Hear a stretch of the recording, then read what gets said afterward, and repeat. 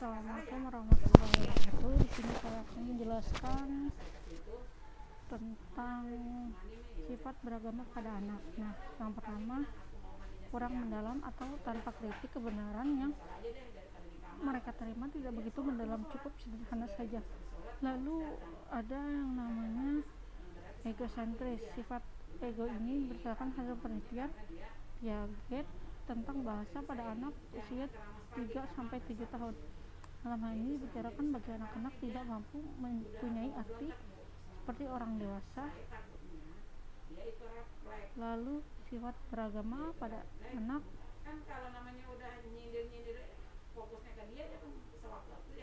antomor.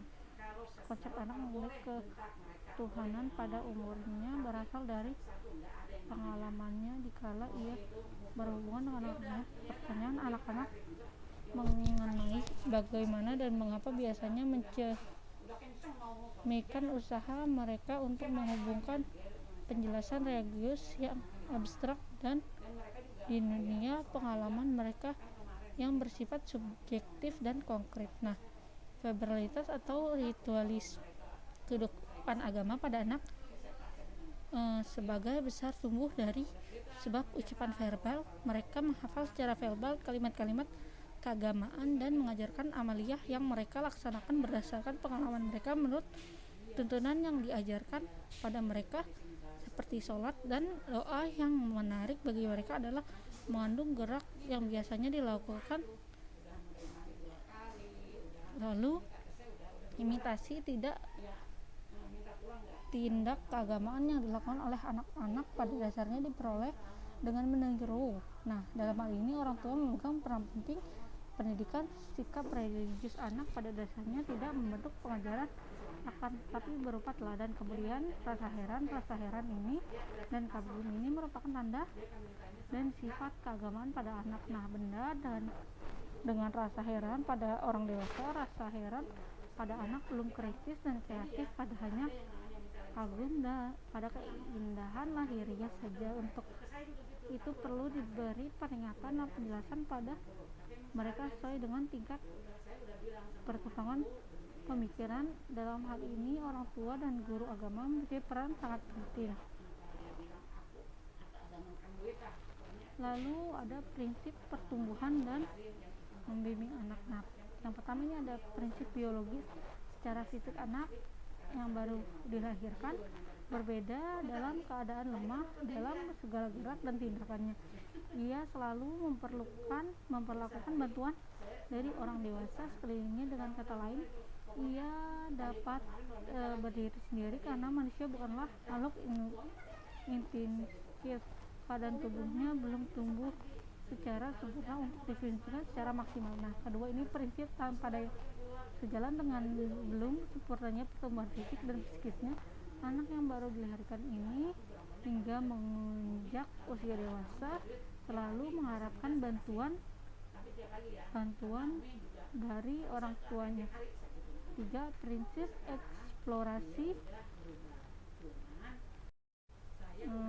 Yang kedua ada prinsip tanpa daya. Sejalan dengan sebelum sempurnanya pertumbuhan fisik dan psikisnya, anak yang baru dilahirkan hingga menginjak usia dewasa selalu mengharapkan bantuan dari orang tuanya. Nah, yang ketiga ada yang namanya prinsip eksplorasi. Nah, pemantapan dan kesempurnaan perkembangan potensi manusia yang dibawa sejak lahir, baik jasmani maupun rohani, memerlukan pengembangan melalui pemeliharaan dan latihan. Jasmaninya baru akan berfungsi secara sempurna jika dipelihara dan latihan. Lalu ada prinsip pertumbuhan dan bimbingan anak. Yang pertama ada selanjutnya faktor-faktor yang membentuk anak melalui mengenal dan mendalami agama. Nah, faktor internal manusia yang dalam ini anak memiliki fitrah agama untuk mempercayai suatu zat yang mempunyai kekuatan di luar dirinya, zat yang memberikan sesuatu yang bermanfaat maupun mudarat. Dalam perkembangan fitrah beragama ini ada yang berjalan secara amaliyah dan juga mendapatkan bimbingan dari para rasul Allah Subhanahu wa taala. Yang kedua ada faktor eksternal, itu lingkungan keluarga, sekolah, dan masyarakat eksternal. Nah, faktor ini menjadi salah satu faktor yang mempengaruhi perkembangan jiwa beragama pada anak.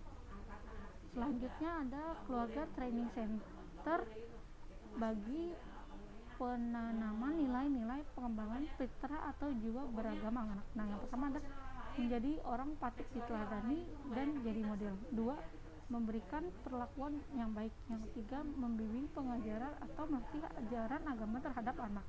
Kemudian lingkungan sekolah merupakan lembaga formal yang mempunyai program yang sistematis yang melaksanakan bimbingannya, pengajaran, dan latihan kepada anak siswa agar mereka berkembang sesuai dengan yang diharapkan. Nah, lalu yang terakhir ini ada corak perilaku anak, merupakan cermin dari corak perilaku masyarakat pada umumnya. Artinya kualitas perkembangan kesadaran beragama anak ini sangat bergantung pada pengaruh kualitas kesadaran perilaku atau pribadi orang dewasa yang masyarakat itu sendiri. Terima kasih. Sekian video dari saya. Assalamualaikum warahmatullahi wabarakatuh.